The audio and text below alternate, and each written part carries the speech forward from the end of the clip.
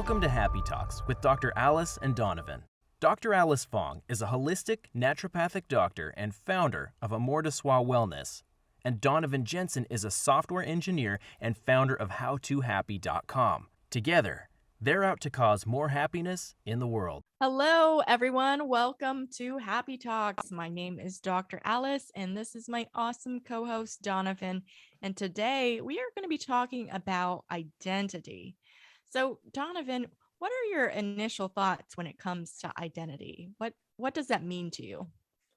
Yeah, so the first thing I think of is identity in terms of sort of the different roles or positions that you have in life, right? Because when you say something like identity, I guess at a generic level, it's meant to encapsulate everything about you, right? What is your identity? Oh, like I am all these things.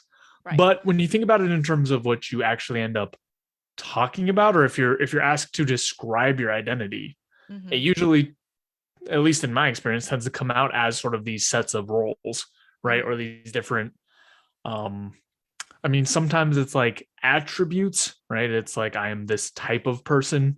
But a lot of times it is I do these things. And I guess they're sort of interlinked, right? I guess there is some sort of connection between like part of my identity is that I play soccer, but I a level deeper is like I'm someone who enjoys being competitive and health and fitness and those sorts of things. So that's my first set of thoughts, is that it's usually sort of this like broader circle that encompasses sort of these smaller pieces. Yeah, no, I think to piece it apart a little bit more, the initial thoughts that I had were the things that are just kind of a given that you're born with, and then there's other parts of your personality that you develop in time. Like my identity, my first thoughts was like, okay, I'm a woman. I identify as female, and I identify as Asian American. Those are just what I was born with, essentially. But then I think about, when you were mentioning I value fitness and that's part of your identity, I was thinking, oh, well, yeah, I value that too. But then to go a layer deeper, I realized, part of my identity is someone who really values like deep connection, and being authentic is important to me. And I think that was something that developed over time, or because I would say, as a kid, I didn't even understand what that was. So I don't know if I really valued that as a child. So it was something that I learned over time. And so it's interesting how identity can kind of shift and change over time. Yeah, and I definitely think that's another big piece of it, right? Is there's this sort of, I think you described it nicely. It's sort of a blending of the things we were given or saddled with or just came into the world with, and sort of the things we develop with our experiences. And I think there's actually two pieces to that as well, which is like things that develop because of your experiences, which may or may not be things that were in your control, and things that develop as part of what you're sort of drawn to or interested in, and how those experiences add up. So I think I want to move the conversation a little bit towards questions around how do you feel like identity or your experience with identity has shaped your happiness or influenced your happiness? Yeah, that's a good question. I think part of my identity that has developed over time, which I wouldn't say again wasn't something I identified with when I was younger as a child, but as I think it's from lived experiences and enduring a lot of challenges and overcoming them, I identify as a strong, resilient person that's ambitious and a go-getter, gets things done, is a doer, as part of my identity. And when I'm accomplishing things, it definitely feeds into my happiness. It feels like a sense of pride and joy to know that I'm, living out who I know myself to be. Yeah. Yeah, I think that makes sense.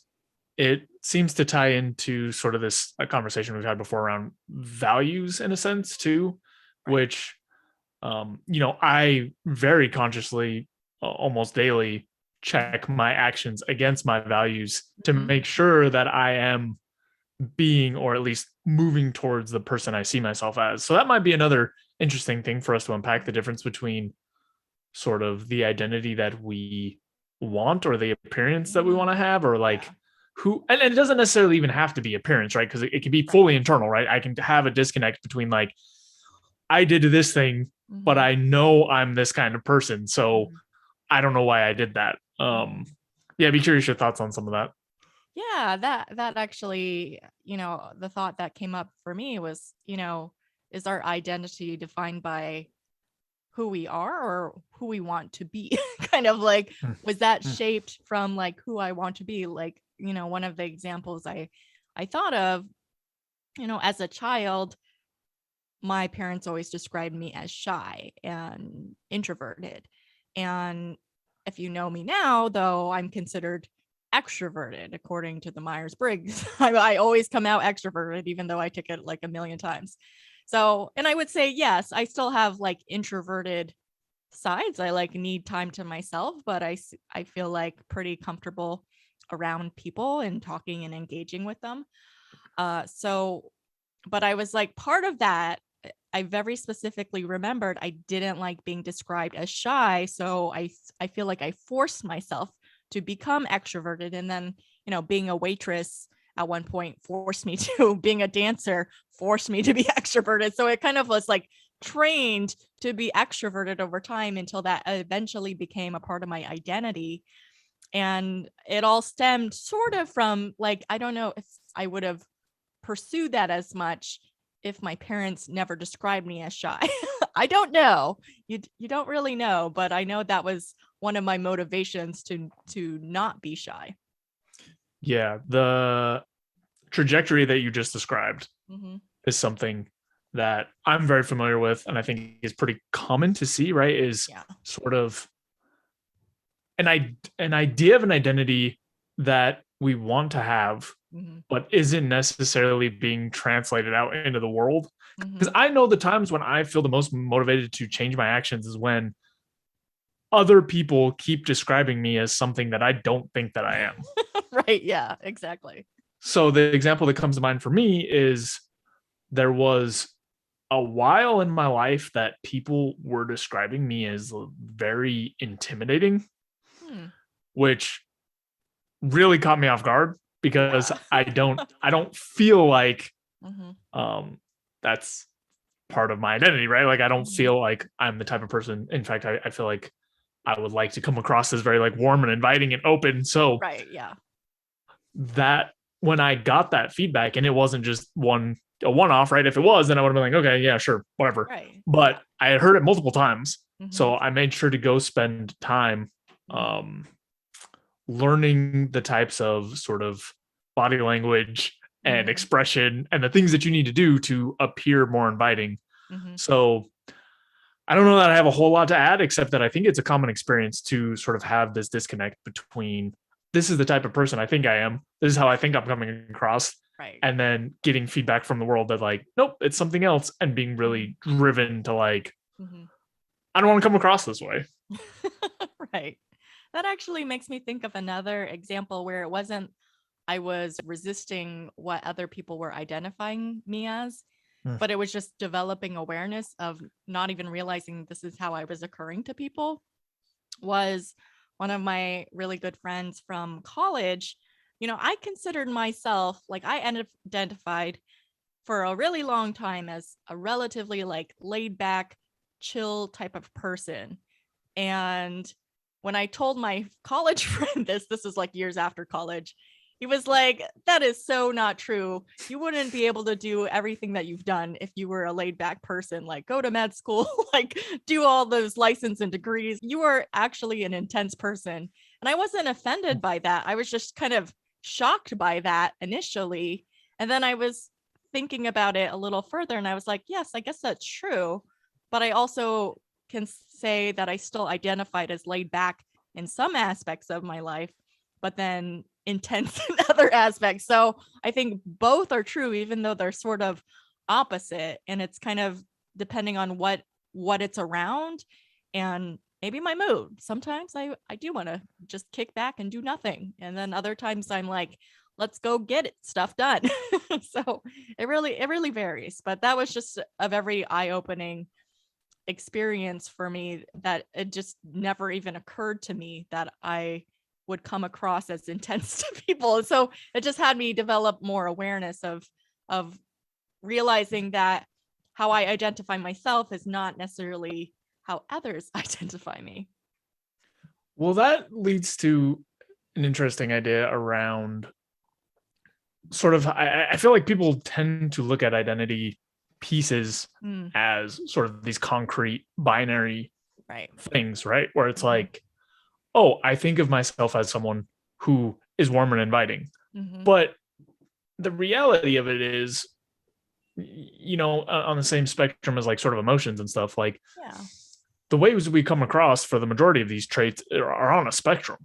Right. Exactly. And so the interactions we have with other people where their baseline is for saying someone is, you know, intense or whatever else is going to be different. But I just now am realizing, like, you know, for most of my life and experience, I have taken that as, oh, our baselines must be the same, right? Like if you say that I'm intimidating, then I must be what I think of as intimidating, which in retrospect, especially for some of the people I was talking to, their baseline for using that attribute is probably much lower than what it takes for me. So I feel like I just unlocked like an idea around like, oh, so many times the way we relate our identities to each other is concrete, when in reality, it would be much more useful to talk about these things on a range, right? Because I imagine you have met people, and when you interact with them relative to you, you're like, okay, yeah, I'm chill, I'm laid back. But then, you know, your friend that you were talking about, from their baseline, they're like, no, you're on the intense end. So, you know, if you think about that range, it's like here. Yeah, that's a really valid point, because it, you know, everyone's baseline can be very different based on their experiences, and our perspectives of ourselves can vary in that it both can be very, very true depending on who you talk to. And I agree, like I feel like people exist on a spectrum. We're not necessarily a fixed way of being, and we can be different around different people. It depends on the environment, depends on the situation, the circumstances. In med school, I had to be intense to survive that. That was like a requirement. It was insane. But now that I'm not, I can not be so intense about everything in life. And but you know, if you knew me in med school versus you knew me in like college, even like just college, I could get away with like writing a paper. No, tell my college professors. I could get away with writing a paper like the night before it was due, like a 5-page paper. I could do that and still get a B. But in med school, I could not get away with that at all. Like, no. So I really had to like kick up my like studies hardcore to be able to get through that. So depending on when you knew me or the environment or the situation that I was in, it really can vary dramatically. And I realized that, yeah, wow, identity just feels so fluid and not really. But then I'm like, do I like that identity is so fluid, but then it's also not very like defined in a way for some people. Yeah, I'm just kind of pondering about that right now. Well, the way that I have typically thought about this is sort of going back to this range, this type of thing that we've talking about, where it's like it seems to me, and based on the stuff that I've like looked at and researched and whatnot, that your personality is sort of anchored in various places. And then the different seasons of your life or activities or the people you're around or whatever kind of like pulls you in a direction across that range towards certain things, you know, because it's not too common, I feel like, to see someone who has a one set of personality traits and then change environments and all of them change drastically. Now, don't get me wrong, that does happen. Oh yeah. But I think the most common cases sort of were like anchored on these baselines, and then depending on what's going on, each of the traits or like the knobs, I think of it like a mixing board or something, like the knobs sort of get dialed up and down depending on the seasons in our life. Because I'm sure I've seen for sure people who are completely one way, then have an event like having kids or something, and they change what seems drastically, but there is also still a lot of like the underlying traits, like some of the core pieces of the person are still there. It's not a completely new person that you're running into. Right. Now I kind of want to change directions a little bit and talk about some of the identity stuff we talked about in the beginning around sort of the stuff that you're born with, the identity pieces that are just not what we've been talking about, right? We've mostly been talking about what you're chasing and like personality that you sort of change and stuff. I want to talk a little bit more about like some of the stuff that you're more born with. And I'm just curious what your experience has been around identity with some of these more concrete or less malleable traits. Yeah. Well, for one, I think over time, I was born female, so I was kind of given that role to be kind of girly, I guess. Although I guess I sort of resisted being too girly, having the right amount of girliness, but not being too girly. I still like to do quote unquote masculine things. I like to lift weights. I like to, do things that aren't like so frilly sometimes. And I realize over time, though, just having the experience of being a woman, because there is definitely a different experience of being a woman compared to a man, although I can't really identify with a man because I've never been one and I don't know what their experiences are. I'll disclaim that, but just knowing being a woman is to know that you are going to be sexually harassed at some point in your life, and probably many, many, many times. It's just like a given. And I think it's part of that experience has made me, I feel like I'm not a feminist because I want to be, but because I have to be, because of everything that I've lived through and everything that my female friends have lived through. It just feels like I have to in a way. It would just be so off weird or like kind of off kilter if I was not. And then the other thing that I identify as, obviously that I was born with because of my parents. I was born in America, but I was born to Asian immigrants. And so I'm Asian American, which I also realized thinking back when I was a kid and my parents tried to teach me Chinese and I resisted. They put me in Chinese school and I didn't like it.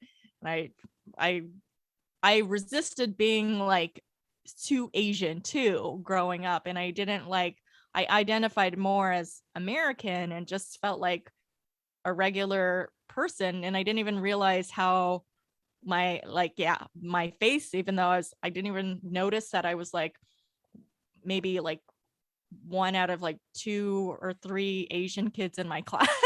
Possibly is very white dominated. And it didn't even occur to me when I was in grade school. That was like a thing because I was just me. And as I've grown and I've developed, I think I've come to have more acceptance and embrace my cultural heritage and my ethnicity.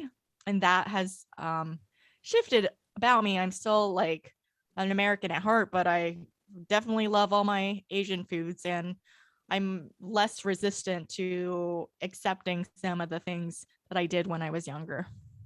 Yeah, I think that makes a lot of sense. And I think that was a nice way of putting some of your experiences and some of the things that you have done in sort of evolution of that. I would be curious. I mean, you sort of mentioned originally, or like as a kid, it didn't feel like you had too much of the weight of your, I guess I'll say physical identity with you. Do you think that evolved as sort of a natural outcome of running into people and experiencing it more from an external perspective? Or do you think or was it like more of an internal sort of development and more awareness, if that makes any sense? I'd say it's probably a combination of both, but probably more on the external side of just being realized that, in my own perspective as a child was like, oh, I'm not different than anyone else here. It didn't occur to me. But as I grow up, and then you experience these like subtle forms of racism or more overt forms of racism, and it just makes you like realize that you're not quite the same, and you stand out a little more, and sometimes in not great ways. And so that has kind of like shaped my identity in the sense that no, I have pride in my heritage and my culture, and yeah, honestly, there's a lot of aspects that I don't even know or fully understand because I grew up in California. But realizing that, I'm still at the core, I am me, but I just have this thing that I carry around with me because it's just what I was born with, and that's okay. I've come to accept it more in a way. Although I have a question for you, given that it wasn't quite like, I know this isn't so much a thing you were born with, but maybe born into, given that you grew up in Utah. And I don't know if you want to go down this avenue, but like, you know, a lot of people are very religious. Utah is the word on the street. So I'd be curious, what was your experience? Did you identify that? And like, I know, did you like veer off from that experience? Did you were like, this doesn't really resonate with me anymore? Or what was your experience with that? Yeah, I totally forgot about the religious dimension of identity. But Yeah. Mhm. yeah, so my experience in that realm is I actually felt very clearly and very strong from a young age that I was not interested in Okay. religion. So the trajectory of that is, yes, super all over in the culture, everything like Yeah. it's a very common question for people to ask when they first meet you as a man, like where you went on your Mormon mission, like where did you go knocking Right. doors to convert Mhm. people? Yeah. And it was really strange. Mhm. But anyway, take it back a step. So obviously the culture was all over the place. Even as a child, like elementary school, like I was like, I don't really like going to church. It doesn't make sense. Don't Yeah. whatever else. And then when I was around 10, 11, 12, somewhere in that range, I decided Mhm. like, okay, everyone seems on board with this. Like around here, everyone loves this.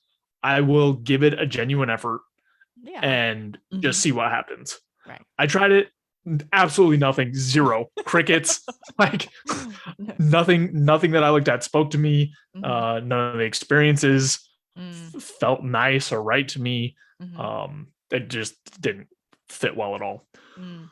So I felt okay, sort of.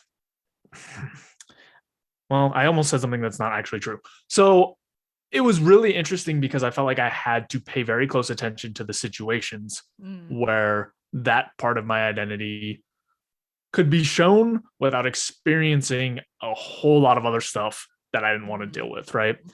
And the actual sort of like hate, for lack of a better word, or just Mhm. like rude behavior or negative behavior was smaller than you might think, right? Sometimes you'd get like, oh wow, like you don't believe in God, like are you serious, like what's wrong with you? But most of what it was, and this won't sound that bad, but it is really annoying if it's like 90% of your social experience was people being like, oh no, like you don't believe in this, it's just because you haven't tried it the right way yet. Come to church with me, read this thing, look at this. Mhm. And a lot of the time it had been stuff that I had already tried, had already looked at, and Right. I just wasn't interested anymore. So Mhm.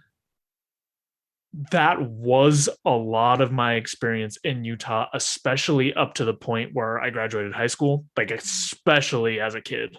Yeah. That pretty much dominated my social experience. Mhm. And it made me feel, or it made it hard, it made it very difficult for me to feel connected with people or feel like I had like real genuine friends or Mm. be able to sort of like develop connections Mm-hmm. because so many people value that so importantly that they didn't want to associate with people without that particular value. Mm-hmm. So it was an interesting experience. Looking back, I probably could have navigated it better. I'm sure there were people that I could have developed more relationships with and whatnot, but at the time it felt really oppressive, like this thing that I couldn't break through, even though I had sort of, I don't know, I guess all the best intentions of like being able to communicate with people and whatnot. So Right. That was a big piece of, or like something that really opened up to me how a piece of your identity can like lock you out of Mm-hmm. particular rooms or places or social circles or whatever else. Yeah.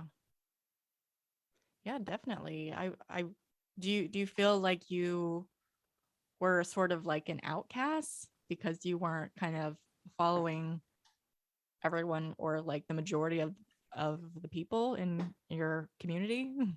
Yeah, definitely. Yeah. Definitely. And not only that, but like I said, a lot of people wanted to draw me into what they were doing, right? That's a Mm-hmm. big part of that culture is to Right. like You draw want to help people in you. and convert them and get them on the Right. right path. Mm-hmm. So it also made me really wary of a lot of connections Mm. because the intentions didn't feel genuine at all. Yeah. And a lot of the conversations were not around anything besides like, you should come to this thing, you should do this. Right. When I do this, I'm super happy. And much less than I experience now, anyone taking a genuine interest in like, hey, what do you care about? What are you interested in? What do you like to do? So I forgot what your original question was. I don't even know if I had a original All question, right. but it Good. just kind of like circles back around to what we were talking about before about, kind of not enjoying. Nobody really enjoys being like having their identity or having a ideal identity from another perspective forced on them. It's not a good experience. So in a way it was like a different type of, like people kind of make assumptions on how your identity should be or what's appropriate or acceptable, and it sometimes doesn't align with who you know yourself to be, and it's kind of a matter, and sometimes that can be isolating, unfortunately. But in a way then it kind of has you, I think, like the benefit is like, okay, well then, if you're an outcast in this type of community, then you gotta search, find a new community that accepts you and that you resonate more with. I obviously can't like speak for someone who's like queer, homosexual, like that queer community, but I could imagine like, oh man, if you were queer in Utah, that would be really a really difficult situation. And so that's probably why a lot of people might want to move to more metropolitan areas to just be around people that are open and more accepting of who they are and who they identify as. Yeah, it's absolutely locked down there. Like Yeah. the number of people that that are not straight is very limited. Not because, I mean, I'm sure there are people out there, Yeah. but no one talks about it. Yeah. Especially in the smaller, more rural areas, Mm-hmm. nobody does. Salt Lake, yeah, it's a little bit more like a normal city, but Yeah. everywhere else. Anyway, Anyways. I was sort of thinking around as I was talking about that experience and sort of thinking about some of the other aspects of identity. Um, it's sort of similar to me in a way as racism, in the sense of people are judging other people based solely on one aspect of their identity and weighing them as a person completely. Right. When, like, as we've talked about, identity is sort of this like bucket of different attributes and experiences and traits and whatnot. Right. So, on the flip side, I think it just kind of made me realize that if I'm probably not doing this as much now, but if I was in the past, like judging any group, or I guess any individual person based on one part of their identity is not likely to be useful, or at least not give you a very good picture of who the person actually is. Right. Yeah. Because I've seen, you know, from things that I've seen that are racist, that's for sure what it is, right? Like it's definitely just judging the person based on one aspect of what they look like. And in my case, like people were just judging entirely who I was based on one aspect of my belief system. Right. As a sort of a funny story, one of the clearest memories to me from high school was we had this class that was just like debating various topics. And I remember saying that I was an atheist, and a girl turned to me and was like, "But why do you worship money?" I was like, what? That's not what this is. What would you call that? Someone who worships money. Is there a word for that? I'm sure there is a word for it, but I do not know what it is. That is not what an atheist is. Yeah. But it was just crazy to me because it was like so clear that she had an idea, or like this fully pictured identity for what a non-religious person looks like or thinks about or cares about or whatever else. And, you know, I think it's similar whenever someone is judging someone based on one characteristic of their identity. And it's 1,000 times worse if you're judging them based on a characteristic of their identity that is not even true. Right. Yeah. Totally. Absolutely. That kind of goes back to when we in a previous episode talked about assumptions, and that unfortunately the reality is that most people make assumptions based on those things. And you should go watch that previous episode if you want to learn more about that. Reference back to previous episodes for sure. But yeah, was there anything else that you feel like we should cover on this topic of identity?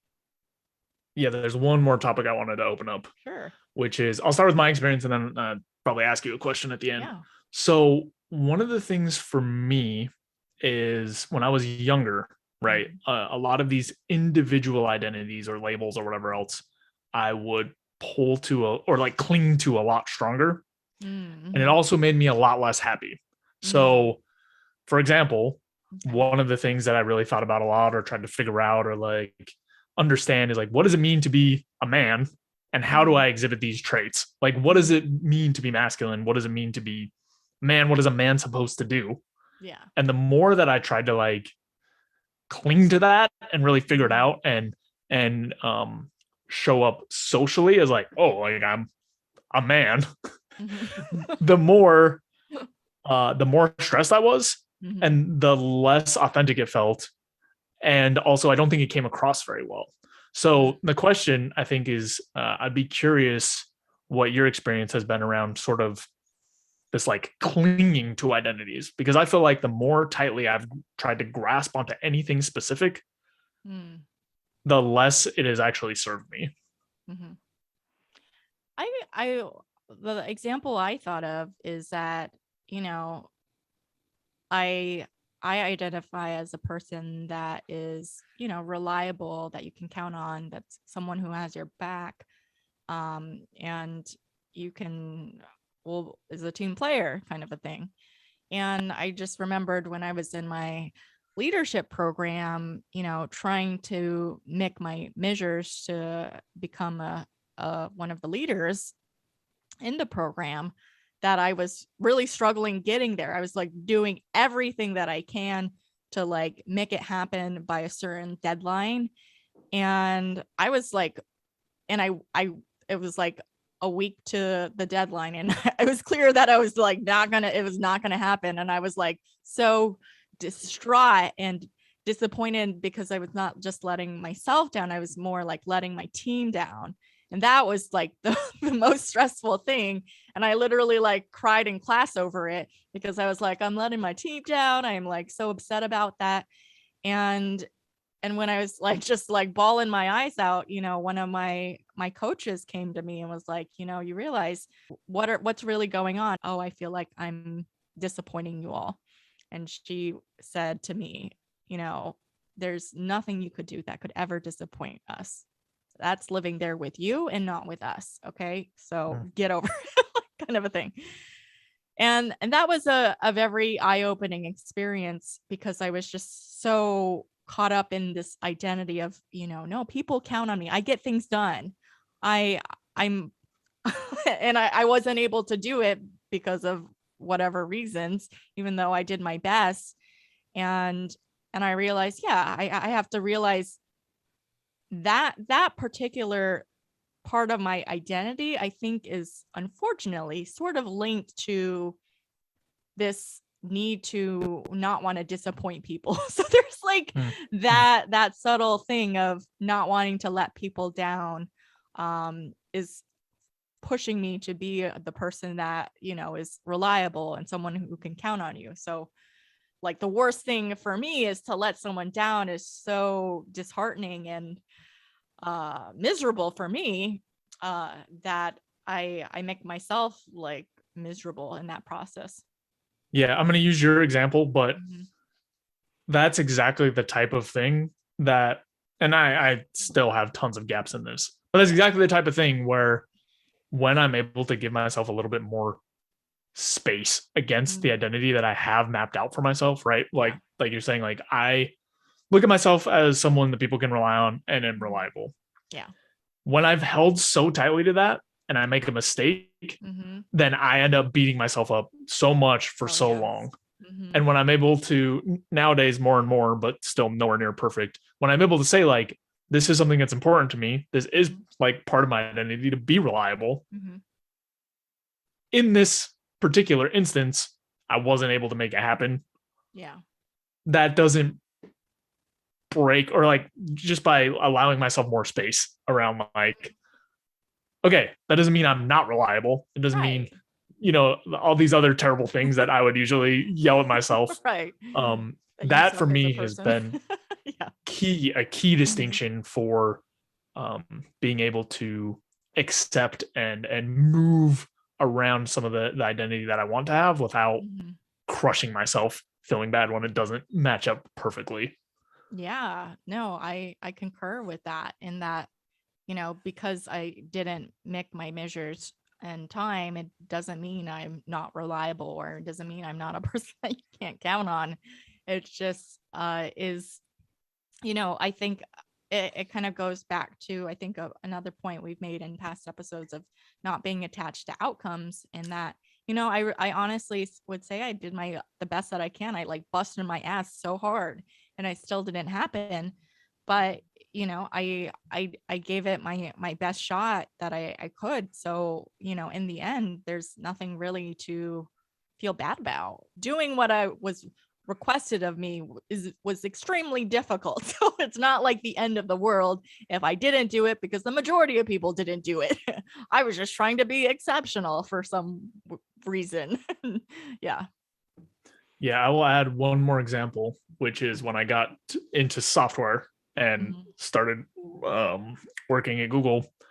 I had always had this like really strong identity of like, I am a top performer. Like I'm going to walk into whatever I am going to do, and I'm going to be maybe not the best person at it, but one of the top people. Right. Yeah. Switching into software and especially getting into Google so early in my career, absolutely like beat back that identity, snapped it in half, broke it. And the process, I wish I would have given myself even more space. Like I did have some tools as I was going through that process to be able to think things like, okay, a lot of the people here are much further in their careers, have spent more time doing this.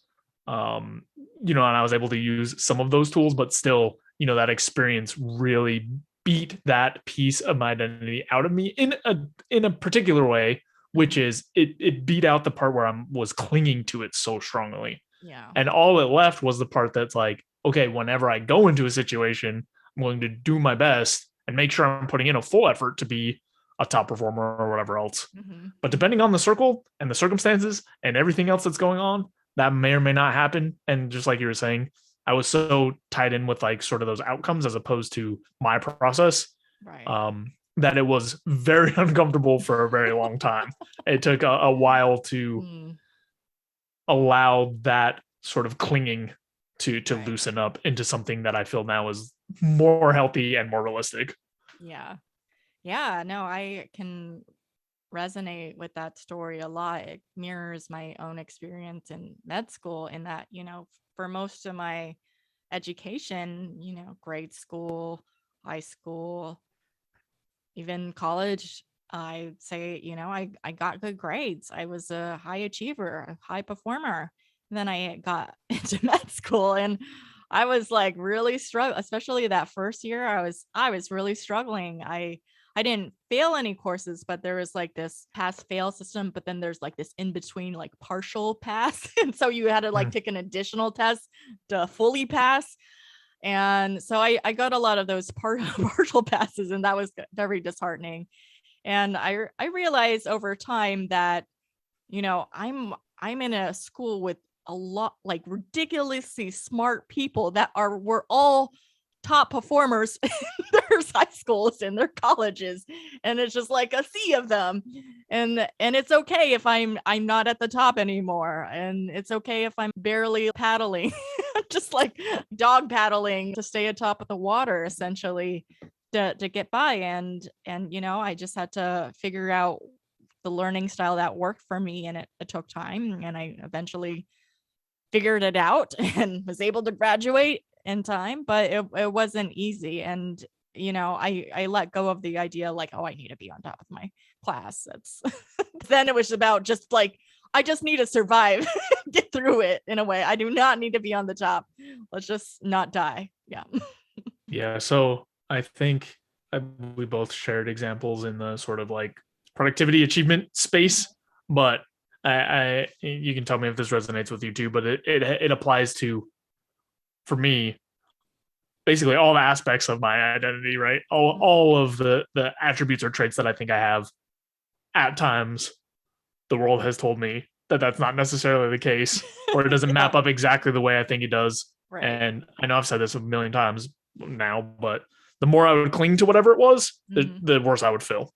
And the more I would allow there to be an interplay between like, here's what I want, and here's what I'm doing, and here's what the world's telling me, and just opening up space there, the better I've been able to exist happily. Yeah, totally agree. Absolutely. All right. Well, I think we covered this topic pretty well. Thank you, everyone, for tuning in to this week's episode. If you enjoyed it, be sure to like, subscribe, share, comment, do all the things that help spread happiness in the world.